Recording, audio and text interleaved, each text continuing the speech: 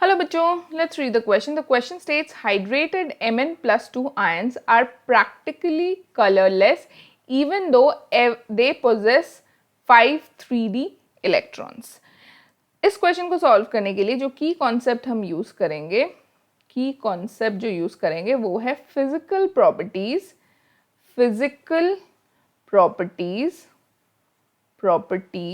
Of D block elements.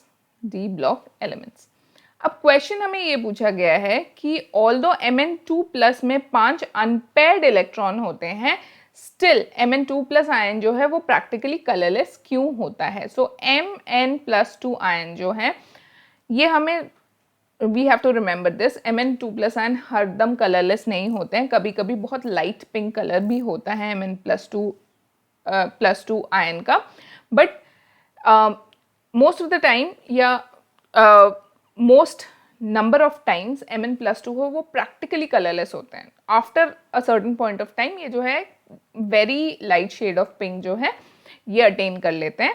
But अभी question में क्योंकि ये पूछा गया कि प्रैक्टिकली कलरलेस क्यों होता है, तो सबसे पहले एक बार आउटर मोस्ट कॉन्फ़िगरेशन देख लेते हैं। Mn2+ में जो हमारा 4s ऑर्बिटल है वो पूरी तरह से खाली होता है, क्योंकि इसमें जो 2 इलेक्ट्रॉन्स है वो निकल गए हैं, तभी Mn पे +2 चार्ज जो है वो आ गया है।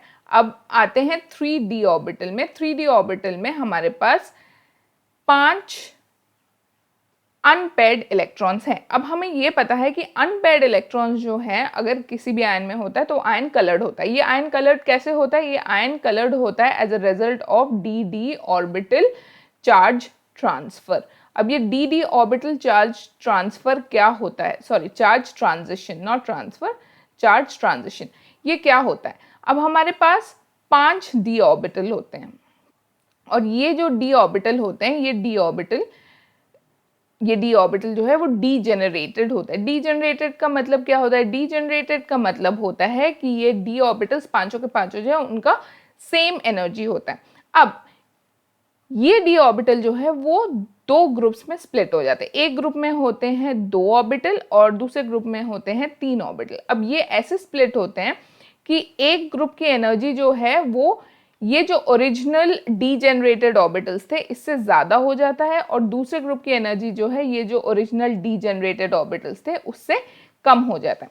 अब होता ये है कि अगर मेरे पास एक अनपेयर्ड इलेक्ट्रॉन है तो ये अनपेयर्ड इलेक्ट्रॉन क्या करता है? ये एक हायर एनर्जी d ऑर्बिटल में जा सकता है, जिसे कहा जाता है dd ऑर्बिटल ट्रांजिशन। इसीलिए और यहाँ जाने के लिए इसको एक्स्ट्रा एनर्जी की जरूरत होती है, जिसको अटेन करके ये हायर एनर्जी ऑर्बिटल में चला गया।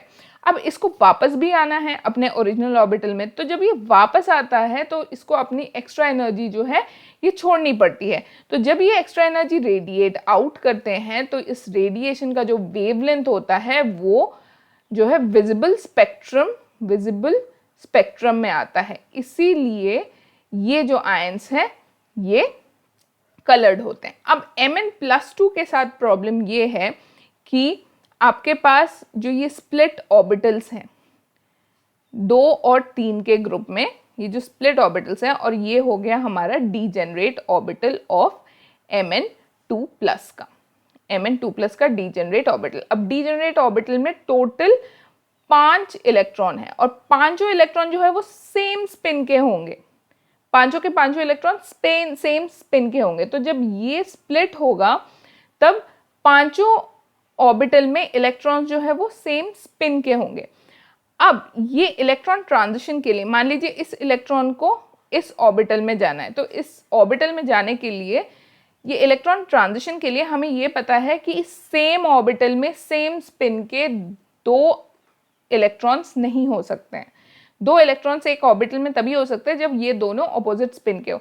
तो क्योंकि ये दोनों ही इलेक्ट्रॉन सेम स्पिन के हैं, इसलिए ये लोअर एनर्जी इलेक्ट्रॉन जो है वो हायर एनर्जी d ऑर्बिटल में नहीं जा सकता है, क्योंकि वहां ऑलरेडी एक इलेक्ट्रॉन प्रेजेंट है जो कि सेम स्पिन, जो बिलोंग करता है सेम स्पिन को।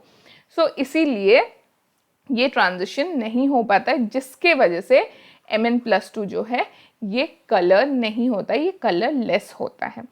So the final answer is because of the presence of electrons in all the orbital which belongs to the same spin, or you can say spin quantum number, which belongs to the same spin quantum number.